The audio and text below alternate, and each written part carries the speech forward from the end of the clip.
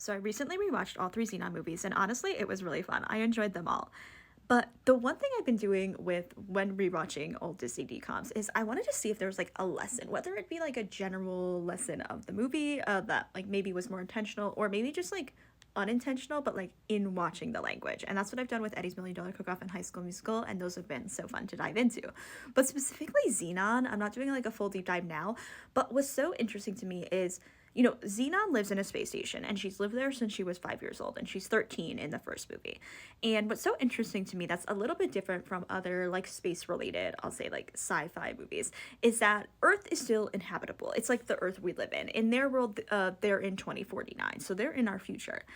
But what's so interesting to me is the language that everyone talks about on this who lives on the space station talks about Earth. Like they're talking about crime, they're talking about quality of food, etc., etc. And I'm just like, when you really, saying it's dirty.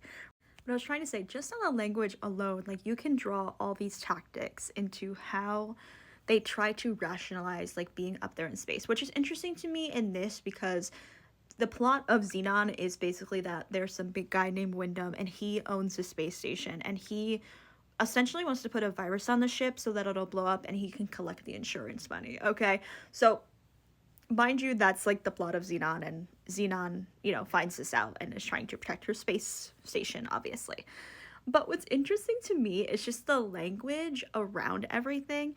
And I'm sure this is very like common within all like space fantasies, like we're living in space, like this is better than Earth. Or obviously a lot of things like okay, so Xenon's parents are researchers, right? But I'm just trying to think of like, I don't know, I think of like Terra Nova, they went back in time to the dinos.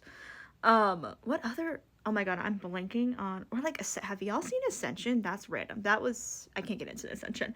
But when people, hello, am I getting to a point here? When you're thinking about like, okay, we're gonna move to space, like who gets the privilege, right, to move to space?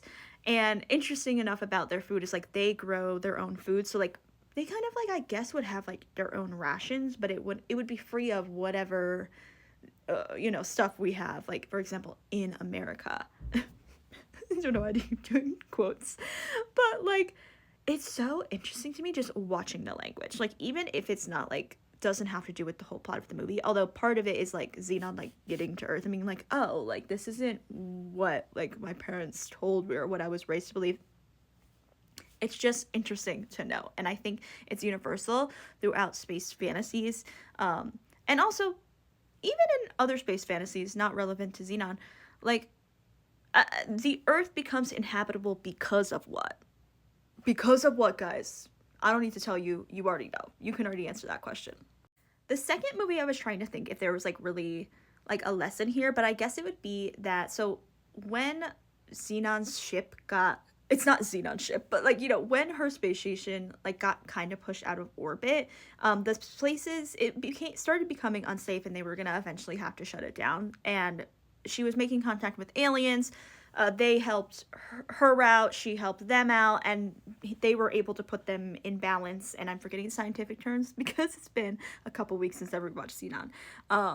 Put them back in balance so they could stay in orbit and they don't have to shut down any more parts of the space station. So they can stay in space. And the third one was Xena was competing in this race and they were gonna party on the moon. And then the moon goddess is like, bitch, get out of here. And then the guy at the end was like, well, maybe we'll go up to Mars. And she's like, well, the goddess of war lives on Mars, so good luck with that colonization. It's just interesting, the little things, like I said, even if that's not like the whole point of the movie, like it is interesting, like once you like know the language to look for, it's like, oh, like you can't unsee it. But I would love to know if anyone else has rewatched Zenon as an adult. Were there any interesting language bits that like threw you for a whirlwind that you noticed? That obviously like when you're a kid, you're just watching it and having fun.